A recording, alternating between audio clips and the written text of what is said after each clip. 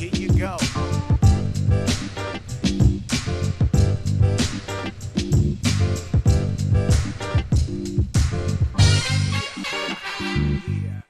Egregious. Nothing personal word of the day. It is Tuesday, 8/8/23. Egregious means extremely bad. So bad. Conspicuously bad. The worst thing you could do. That's egregious behavior. The Orioles are suffering from egregious behavior. If you haven't seen what I'm talking about, then you're living under a rock. The Baltimore Orioles announcer is Kevin Brown. Works for Masson, which is owned by the Orioles. About 20% owned by the Nationals, but the Orioles control it. They've been fighting with the Nationals for a decade plus about what the rights fee should be, all part of the relocation of the Expos to Washington. But I digress in what Coca would say, an egregious manner. Video comes out of Kevin Brown doing the pregame, not the pitcher for the Yankees and the Marlins. He's doing the pregame, and he's setting up a game between the Orioles and the Rays. The Orioles, who have now passed the Rays, they've won 70 games, first team in the American League to win 70 games. Their rebuild, having lost 100 games 3 years in a row, is working swimmingly. Brandon Hyde, former coach with us in the Marlins, is leading the Orioles to this fantastic season. Everything's positive. Not that they're favored to win, the Astros are in the American League, but everything's coming up roses. The family's not fighting anymore, no more litigation, they settled. Still trying to figure out a new refurbished Camden Yards, so they're dealing with the public entity. But generally, things are not bad. Kevin Brown takes the microphone and says, "Welcome to game number 112, I'm making that up. And the Orioles have had a very difficult time with the Rays. They've lost 15 of the last 18 times in Tampa, but today there's a chance for them to win the series for the first time in 69 years. There's a full screen, which means when an announcer talks, there's something that comes on the screen that has the stats that the announcer's talking about. The announcer's reading from game notes. Game notes are prepared by the team. The PR department does what's called game notes. All media members get the game notes before every game. The game notes give stats about the particular game upcoming. This is the 24th game between the Rays and the Orioles in the past 392 days. Of the previous 23 games, the team with the lead in the 7th inning has won 22 of them. The Orioles, who lost 18 out of the last 24, yada yada. It is an entire stat pack of little nuggets that can be used by a broadcaster during a game or by a writer for an article about that game. The game notes have the exact stats that Kevin Brown talks about. Then he goes Kaiser Soze. He's gone. Where is he? Hasn't been on the air in 5 days, 10 days, 15 days. Then the story came out that he was suspended by the Baltimore Orioles for conduct detrimental to the team, for being disloyal, for saying what was in the game notes. Coca, let's get specific. You know what I want? I want to talk to Samson. So you want to talk to Samson? Get on Twitter at David P. Samson or go to the show's website. It's new. It's awesome. DavidSamsonPodcast.com. We've got a merch store. We've got all the clips. We've got everything we do except a picture of Coca because he wouldn't allow his own picture on our website, which is outrageous. Mr. Samson, by the way, I'm happy to do your question on the air, but I'm David. You say Mr. Samson, I'm thinking Grandpa Harry. Mr. Samson, I assume I'm not the first person to ask you to discuss the Orioles announcer situation, but just in case. And I bought a mug. Hell yeah! I am not above bribing. Get on the merch store, DavidSamsonPodcast.com. We got some cool stuff, I think. We appreciate you. All right, let me answer your question. And no, let me start with, you weren't the first person. But you bought a mug. That's why your question's being asked. Every announcer for every team, and I'm not exaggerating. Gary Cohn with the Mets, Michael Kay with the Yankees. Everybody in the media has come to the defense of Kevin Brown. Everybody is calling out the Orioles. 3 things for you to think about as you're evaluating this story.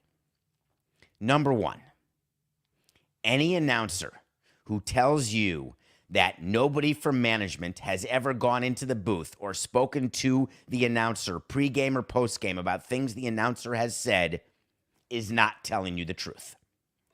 Every announcer at one point, when you are doing play-by-play for 162 games, every single one of them has had a conversation, mostly from the people who run PR and communications, sometimes from the president, rarely, if ever, from the actual owner, although it comes from the owner sometimes. Everybody's been spoken to. 2, if you want to punish a broadcaster for not being loyal, no matter whether your team is 70-40 or 40-70, you do not do it during a season. You wait for the season to end, then you either terminate the contract for cause after having alerted the broadcaster that what he or she or they were doing was wrong and in violation of the contract, or you terminate it without cause, which means you pay them out what they're owed, or if their contract is up, you don't renew it. There are myriad ways to deal with a broadcaster who you do not like, and that happens often. No problem. After the season. 3, if all Kevin Brown did was the clip that you have seen on the Inter-Google, then what the Orioles did is inexcusable. It's egregious. My first reaction when I saw it is there's got to be more here. What did Kevin do? Was there something he did off the field? And I have no information. And there has not been any indication that he did anything else. But how can it be?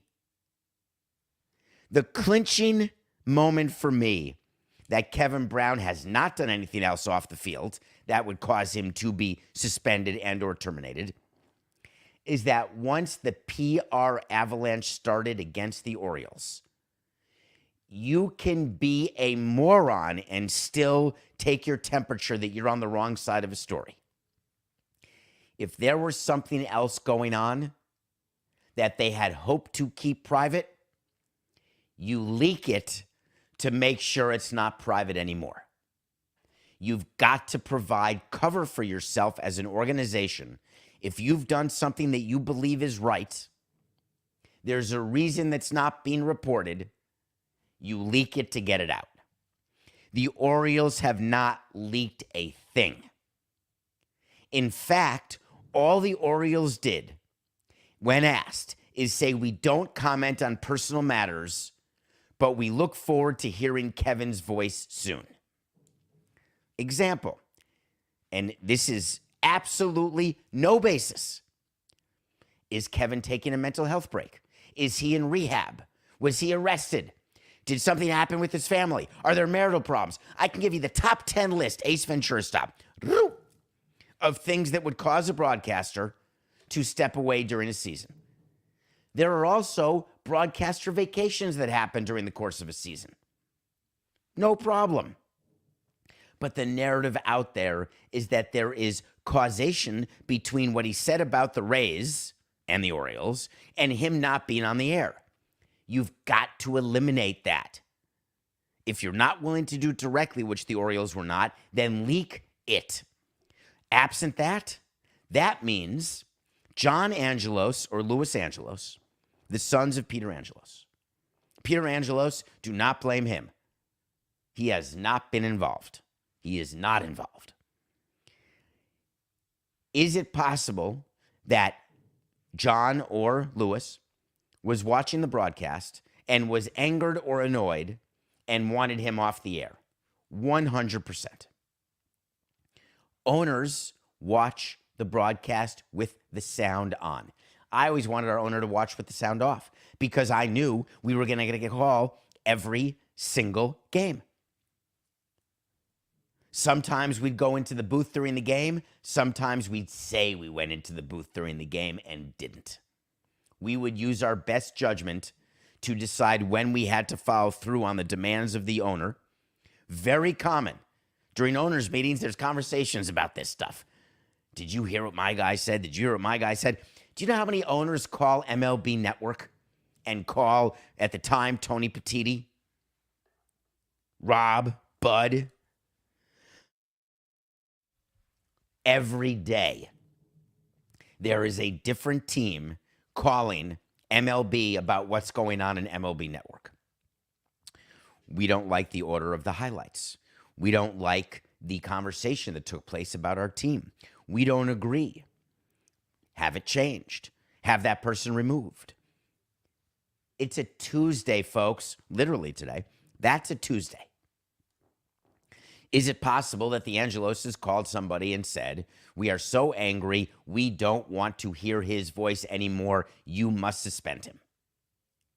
If you are not surrounded by sycophants, which many owners are, this would be an example where you stand up to your owner and say, no, he did nothing wrong.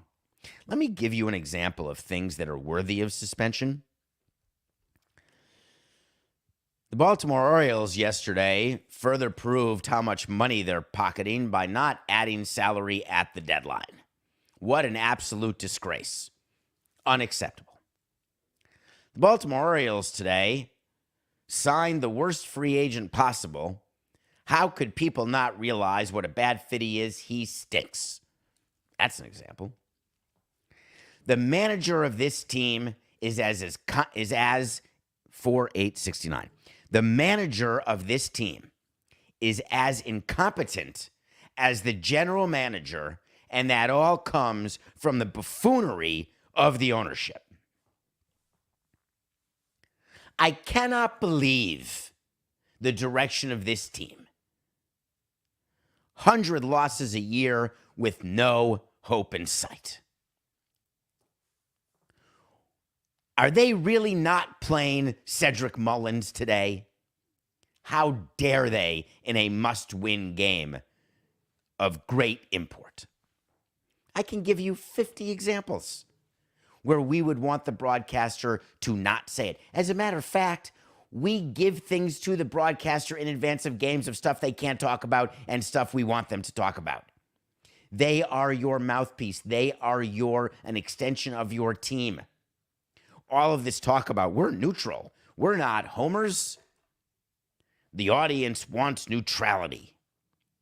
We're thick-skinned enough that we put up with when a bad play is made, a physical error, a problem in the clubhouse, things that are going on. We understand that we want our audience to hear those things. But of course we're monitoring. And of course we're censoring. But under what sick scenario are you censoring what Kevin Brown did? So here's what's going to happen now.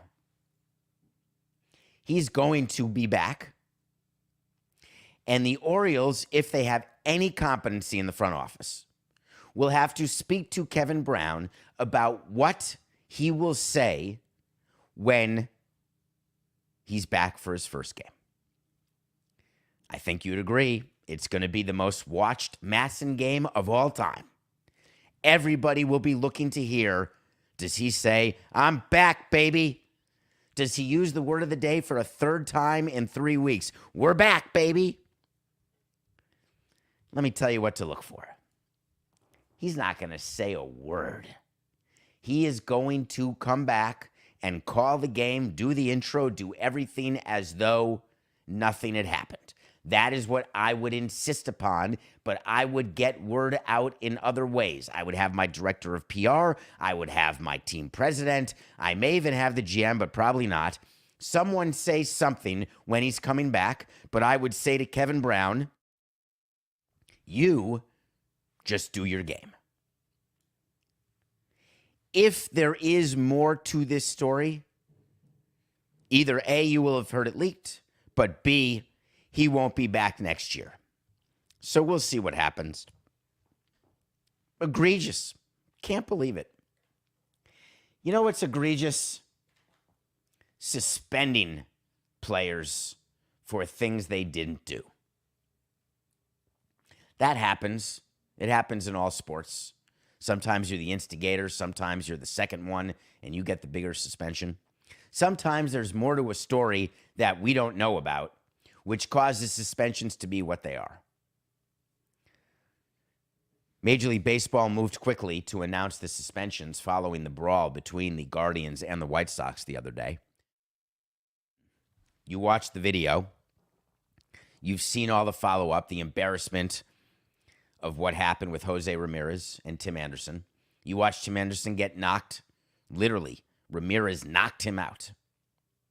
Then why is it that MLB announced that Tim Anderson is suspended for 6 games and Jose Ramirez is suspended for 3 games?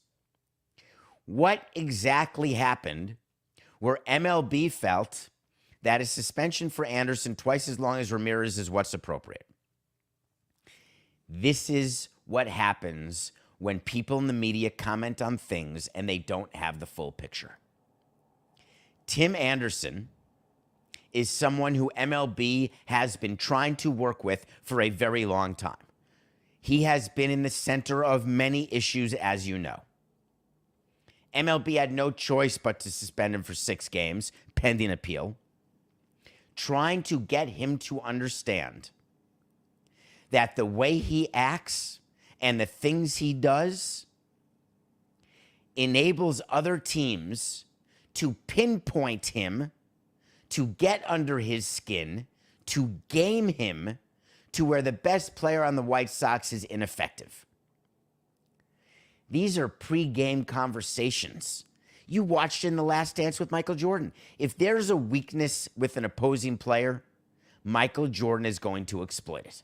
Everyone in baseball knows the temper, the weakness, the immaturity that Tim Anderson has. You think that other teams are not needling him and utzing him into getting him off his game? And it works perfectly. Surprisingly, Jose Ramirez only got 3 games. To me, as I told you in the Wait to See, they would each get 5 games. When I think about these suspensions and what MLB is trying to accomplish, keep in mind the underlying guiding principle of suspensions is not deterrence. I would, were I to be in the position in baseball, I would use it as deterrence, meaning I would suspend people for things that I didn't want to see happen at a level that would make other players not follow suit. I don't want to do what was done because I know I'm going to get banged for 10 games or 15 games. Baseball got more attention for the Guardians-White Sox situation than it did for almost anything else that's happened on the field. So MLB looks at it from a different perspective. How do we make the players better? And I love that they do it. They're actually looking out for the players. Baseball wants Tim Anderson to be a better player, to be a better person, to be a better example. Jose Ramirez, one of the most talented players in the league, to say nothing, the best player in the Guardians. Not a good look. The pugilism look. However, when MLB announces suspensions that are pending appeal, just know that means those suspensions are going to be reduced. When MLB announces agreed upon suspensions and there will be no appeal, that is because it has been an agreement that has been made with the union and the player in advance of the announcement. When the players do not agree to the suspension and the union does not agree, it will be announced as pending appeal, MLB will know it's pending appeal, and during the appeal process, they will give the union the victory, and they will reduce the appeal. For a player, when he is appealed, he loses money. That's the fine. When you're appealed for a game, the fine is your game salary. That's why the additional fine can be $100 or $200. So I'm going to give you a wait to see and make it official. Tim Anderson's 6 is going to become 5. Jose Ramirez's 3 is going to become 2 on appeal. And this is the least of the White Sox issues. Did you see what came out yesterday? We talked about it on the show with what Middleton, the reliever, said about the culture. The White Sox went into complete panic mode. They had Rick Hahn meet the media talking about how we've never had a bullpen guy sleeping in the bullpen. And then he said, no, we've got a player with a sleep disorder, and the doctors say he should nap. That must be what Middleton was talking about. A guy from 670 The Score, one of the producers, released a story yesterday trying to pile on to the White Sox and Griffo, the manager who's got to get let go. Some combination of him, Williams, and Hahn have to be let go. The White Sox are an unmitigated disaster. And what are you? You're not going to fire the sports psychologist.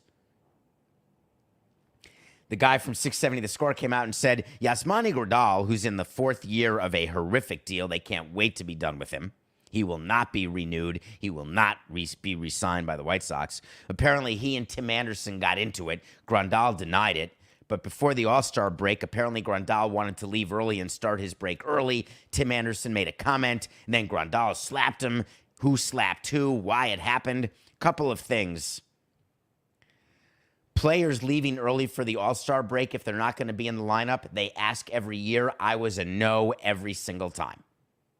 Because you never know. It could be a 25-inning game. It could be an 8-hour game. We may need every single player. We're not willing to play short.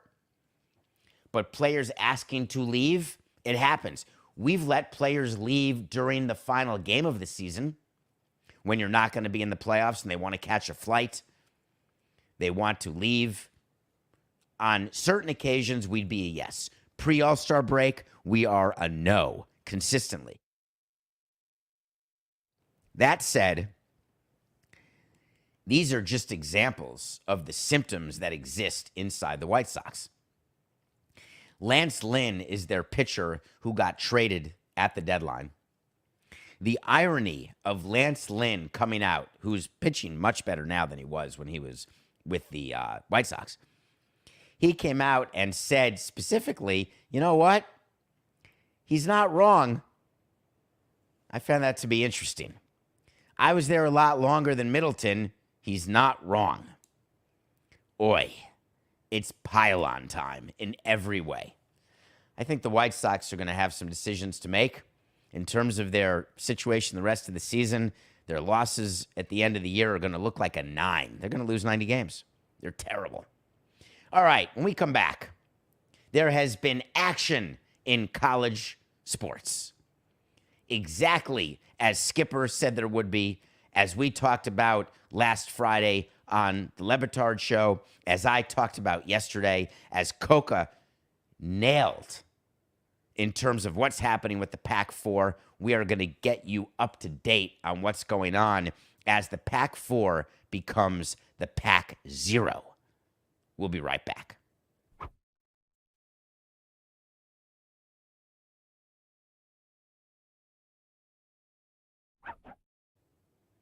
Merch alert, DavidSamsonPodcast.com.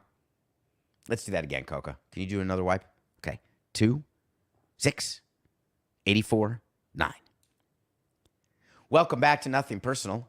It's David Samson coming at you live on the Nothing Personal with David Samson YouTube channel. Merch alert, DavidSamsonPodcast.com. Get on there and get your merch. Join the growing list of people who are representing Nothing Personal, and we continue to be humbled by the amount of activity in the merch store, so thank you. During the course of running a website, a merch store, doing a show every day, speaking to Coca 5 times a day, trying to train for a ridiculous side note, Coke, I forgot to tell you. I was supposed to run 16 miles yesterday. I did the first 4 miles before the show. I felt like complete ASS. I did not do the final 3 workouts that I was supposed to do, which made me feel lazy and angry. But come at the end of September, we will be doing the 4 mile every 4 hour for 48-hour challenge. You'll hear more about it. I still have time, thanks to the bags under my eyes, which people comment on. I'm totally sorry. No dye, no work. I still watch a movie every day. I finished yesterday The Lincoln Lawyer. The Lincoln Lawyer did what Yellowstone was trying to do. They released part 1 of the 2nd season in July. And then they released part 2, the last 5 episodes, on August 3rd. Yellowstone, of course, has never released part 2 of their final season because of the insanity of Kevin Costner and Taylor Sheridan and how much they hate each other.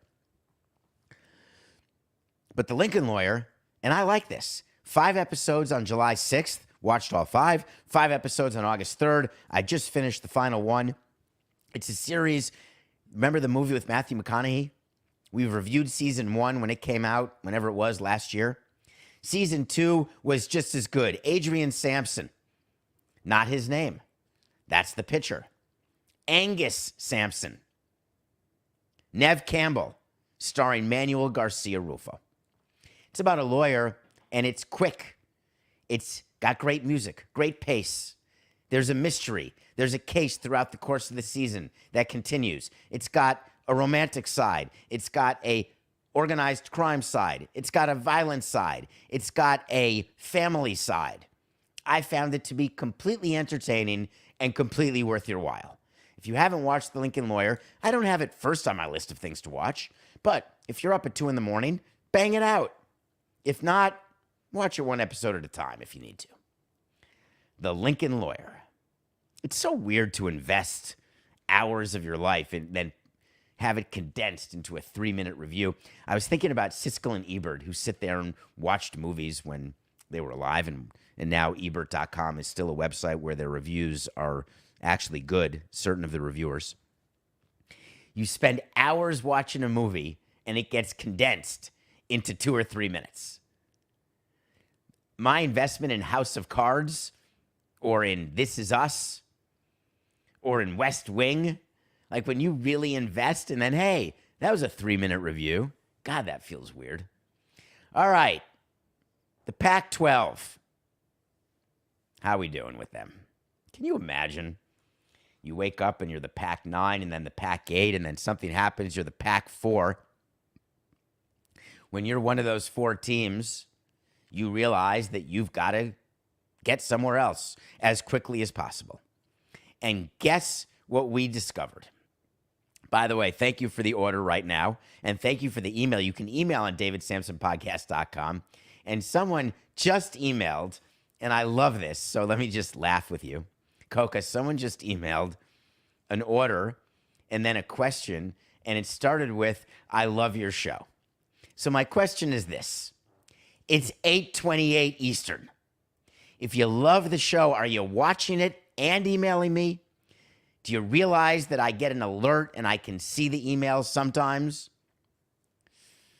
Or do you just sort of love the show after the fact and not realize it's live? Is our PR that bad that people don't know we're live at 8 a.m. Eastern every day? So the Pac-4 teams are trying to figure out, what are we going to do and who are we going to do it with? And you look around at the different conferences, and then word comes out yesterday, love this. ACC leaders are set to begin exploratory discussions on the potential additions of Cal and Stanford. Really? It can't be true. It's the most obvious and guaranteed result. Why do I say that? There's no other conference for them to go to. And the Pac-12 is not going to be able to recruit teams to its conference and build it back up to the Pac-12. The Pac-12 is done. The only fit for Stanford and Cal is the ACC. When people talk about exploratory discussions, does it make you think back to Tony Petitti and the due diligence they were doing on Washington and Oregon? Oregon, excuse me. 12-6-9. That's 3 mistakes today, and it's only 30 minutes in. That's how it goes. It's a Tuesday. What do you want? With a little bit of back pain, too. When Tony Petitti was doing exploratory due diligence, preliminary due diligence with Washington and Oregon, we knew that that was a bunch of horse hockey. And so is this. They're going to do calls with the presidents, call with the athletic directors. None of that matters. The only negotiation going on right now, and Cal and Stanford have about as much leverage as I do when it comes to changing the way CBS values baseball. Zero. They will get a diminished share. It's like becoming a partner in a law firm for those lawyers out there. There's something called a contract partner, then there's an equity partner. You can grow in, you can earn your equity status over time. Of course, Cal and Stanford are going to have to take a partial share. And of course, at the next media deal, when it's bigger because there's more people in the conference, more teams, and even John Skipper would have to up the ante for the ACC deal when it expires in 2069, the schools will go back to getting a full share. For all of the student athletes who are concerned about the extra travel, for all of the people who are upset that the landscape is changing in college sports, I've got a word of advice for you, and I've been thinking about this. Stop it. I don't want to hear that players are upset because when they chose Stanford, they didn't think they'd have to travel to Rutgers. Rutgers is being used as the butt of people's jokes. I don't know why. It's not fair. It's not right. It's Piscataway. It's a very well-run organization. University by our friend, which means I'm not partial and I'm totally biased. But it doesn't matter because I'm right when it comes to Rutgers. Stop yucking on Rutgers, folks. But take any sport. The diving team won't have the money to travel east. We have to be very careful that we are taking care of players and our student athletes. The NCAA, who has been a non-event, they are like the captain of the Titanic as it's going down, and they're looking in the China room and saying, look, I saved that bowl. Totally ineffective. No plan, no nothing. The NCAA is a new president. It ain't Mark anymore. That's terrible English. I don't want to say that. It's not Mark anymore. It's Charlie Baker. He said, I share concerns about the impact that the recent spate of conference realignment activities will have on student athletes' well-being. No, he doesn't. Let me stop you right there, Charlie. The concerns that you have is that you're not involved in any of it, that the NCAA is becoming marginalized to the point of disappearing. Oh, but you have to mask it that you're concerned about the student athletes. The real issue is the growing gap between well-resourced Division I schools and the rest of the division, and it's highly disruptive for all of Division I and college sports overall. You're carrying the water for Florida State. We need more money. You're carrying the water for Arizona State. Please give us more money.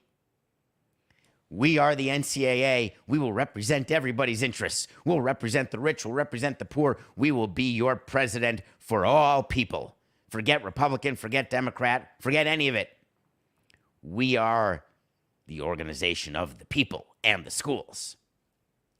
Does that sound desperate enough to you? Because it certainly sounded desperate to me.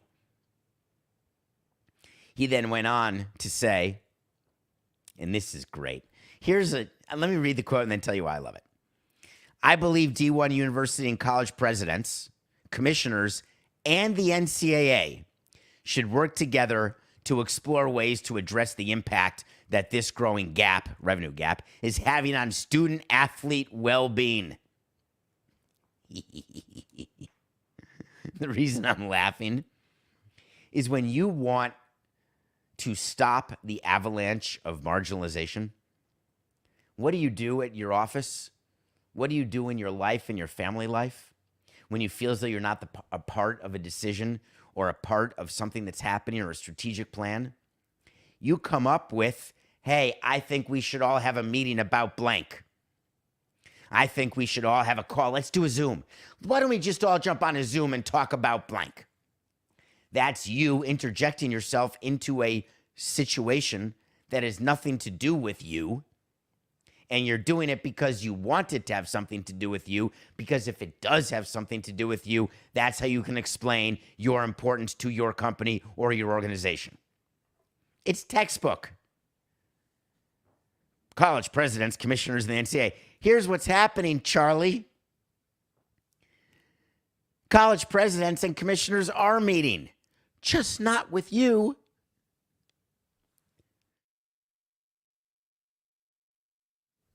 That's funny, isn't it? So what's going to happen here with the Pac-4? They're about to be the Pac-0. How quickly do you think, Coca, that'll happen? Let's set an over-under right now for Cal and Stanford joining the ACC. What's today? Tuesday? I'm going to set the over-under of COB Friday. Close of business Friday. Now, I didn't tell you which time zone, but I'm going to say close of business is the over-under. Coco, which way you going? Are you willing to take a position on this, that the Pac-4 becomes the Pac-2 and then the Pac-2 becomes the Pac-0? What's today? Tuesday? 3 days? Are you with me? Not with me? Are you even listening to the show? He's nowhere to be heard. I can't even hear you. I can't even see you. Johnny, can you hear me? The Yankees suck. Johnny, can you see me? Lost my pick of the day. Johnny, I can't believe that Garrett Cole could not beat the White Sox after everything that's going on with the White Sox. How could they not have won their game? It's absurd. The Yankees are so pathetic. I'm so sorry for having them as my pick of the day. We're now 107 and 109. If there were ever a time for the Yankees to win a damn game, they're now 5.5 out of the wild card. Despondent. Who would you rather be if you're a fan? Would you rather be a Yankee fan or a Met fan? It's a great question. It always used to be Yankee fan because they would win all the time. They'd be in the playoffs every year. They'd win World Series all the time. Total dynasty. Would you rather your team buy and suck or sell and suck? I think you gotta, don't you want to have a shot? In this case, people are saying, hey, at least the Mets know who they are. Don't you at least want to get your one at bat? I guess there's two types of people in the world.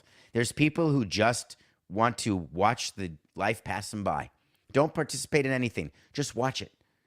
A lot of journalists are that way. They don't want to do it. They just want to talk about it, and they want to get you to talk about what you've done because they say they're genuinely curious in what you do. My view is I want to be the doer. But yet the Angels and Yankees, Marlins, oy. So here's our pick of the day.